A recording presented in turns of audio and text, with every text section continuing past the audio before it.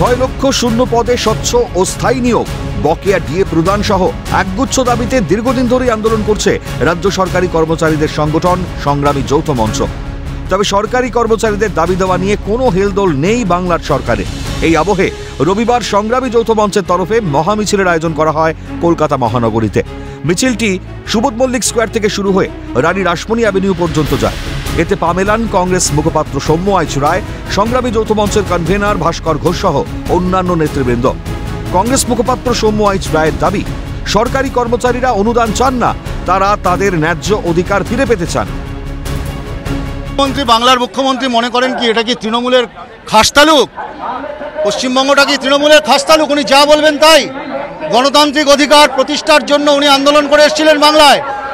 এই মানুষগুলো তারা তাদের ন্যায্য অধিকার চাইছে, মুখ্যমন্ত্রীর কাছে ভিক্ষে চাইছে না। মুখ্যমন্ত্রীর কাছে ভিক্ষে চাইছে না, কালীঘাট আর ক্যামাক স্টেটের অনুদান চায় না, তারা তাদের ন্যায্য অধিকার ফিরে পেতে চায়। সরকারি কর্মচারীরা অন্যায়ের বিরুদ্ধে ন্যায়কে প্রতিষ্ঠার লড়াইয়ে নেমেছেন, দাবি কংগ্রেস নেতা আশুতোষ চট্টোপাধ্যায়। ডিএ দেওয়া হোক, ডিএটা একটা মৌলিক অধিকার। এই অধিকার থেকে বঞ্চিত করা মানে আগামী যুব সমাজকে বঞ্চিত করা, অর্থাৎ পশ্চিমবঙ্গকে অন্ধকারে ঠেলে দেওয়া।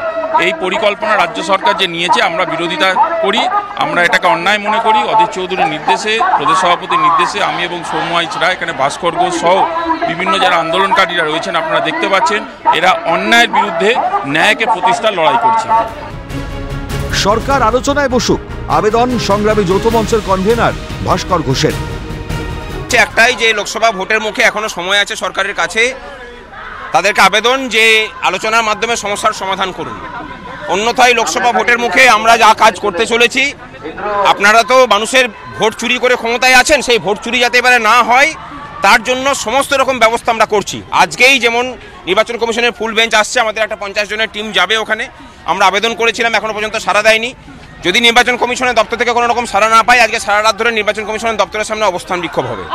যখনই আমরা ওই অর্থমন্ত্রীর কাছে আমরা অভিযোগ জানিয়েছি যে কেন্দ্রীয় সরকার তার অর্থ কমিশন বাবদ যে টাকাটা দিচ্ছে সেই টাকাটাও কিন্তু আমাদের বেতন ভাতা খাতে দেওয়া হচ্ছে না, এই অভিযোগটা আমরা যখন ন্যাশনাল লাইব্রেরিতে তুললাম, তারই প্রতিহিংসা চরিতার্থ হওয়ার জন্যই তার পরের দিনই এসে আমাদের মঞ্চটা ভেঙে দেওয়ার একটা প্রচেষ্টা করা হলো। সুবোধ মল্লিক স্কোয়ার থেকে রানী রাসমণি অ্যাভিনিউ পর্যন্ত এই মিছিল চলবে। সেখানে তাদের যে সমাবেশ, সেখানে প্রত্যেক বিরোধী দল, সেটা একেবারে রাজনৈতিক দল নির্বিশেষে শামিল হবেন এবং একটাই, রাজ্যের সরকারকে যেভাবে তারা নিজেদের প্রাপ্য আদায়ের দাবিতে দিনের পর দিন একেবারে মাটি আঁকড়ে বসেছিলেন, সেখান থেকে তারা কোনোভাবেই পিছু হটবেন না। মিছিল শেষে রানী রাসমণি অ্যাভিনিউতে একটি সমাবেশ করেন আন্দোলনরত সরকারি কর্মচারীরা। ন্যায্য দাবি আদায়ের জন্য আর কত আন্দোলন করলে টনক নড়বে বাংলার সরকারের, প্রশ্ন রাজ্যবাসীর।